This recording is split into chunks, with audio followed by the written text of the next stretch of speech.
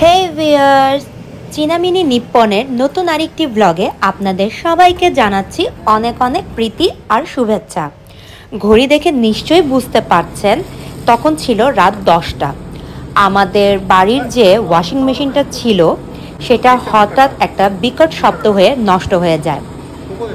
আর electronic জিনিস বলে কথা, আপনি দোকানে গেলেও সাথে সাথে কিনতে গেলে সেটা মিনিমাম আপনাকে 2 থেকে 3 দিন ওয়েট করতে হবে।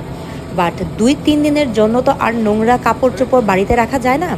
তাই আমরা বুদ্ধি করে চলে গেলাম জাপানের যে কয়েন লন্ড্রি আছে সেখানে কিছু কয়েনের বিনিময়ে খুব সুন্দর মতো আপনার জামা কাপড় পরিষ্কার মতো ধুয়ে শুকিয়ে দেবে।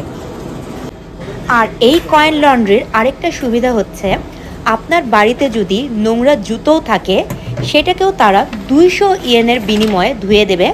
আর প্লাস আরও যদি 100 ইয়েন আপনারা অ্যাড করেন সেই নোংরা জুতোগুলোকে ধুয়ে আবার শুকিয়েও দেবে। এরকম সুযোগ সুবিধা সাধারণত খুব কমই সব জায়গায় দেখা যায়। জাপানে কয়েন লন্ড্রি খুবই অ্যাভেলেবল।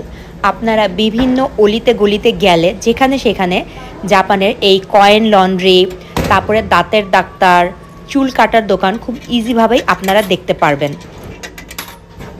আর জামা কাপড় ধোয়ার জন্য আপনি কত টাকার বিনিময়ে ধুবেন বা আপনি শুকাবেন কিনা এটা টোটালি আপনার উপর ডিপেন্ড করবে।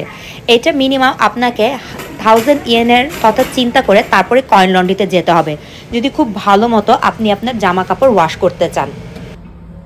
আর জামা কাপড় জুতা ধোয়ার জন্য মিনিমাম আপনাদেরকে 1 ঘন্টার মতো ওয়েট করতে হবে। অবশেষে আমাদের অপেক্ষার পালা শেষ।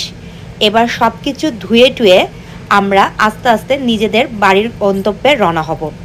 ভিউয়ার্স, আপনারা এখনও যারা আমার চীনা মিনি নিপ্পন ইউটিউব চ্যানেলটি সাবস্ক্রাইব করেননি অবশ্যই সাবস্ক্রাইব করতে ভুলবেন না। আর এই যে দেখতে পাচ্ছেন খুবই সুন্দর মতো এখন আমি জুতো শুকানোর কাজ করছি। অনলি 100 ইয়েনের বিনিময়ে আপনারা খুব সুন্দর মতো এই জুতা ধুতে পারবেন। আর আপনাদের যদি কালকে কোনো প্রোগ্রাম থাকে বাট আজকে জুতা নোংরা হয়ে যায় সেজন্য নো প্রবলেম, একদিনেই এটা হয়ে যাবে।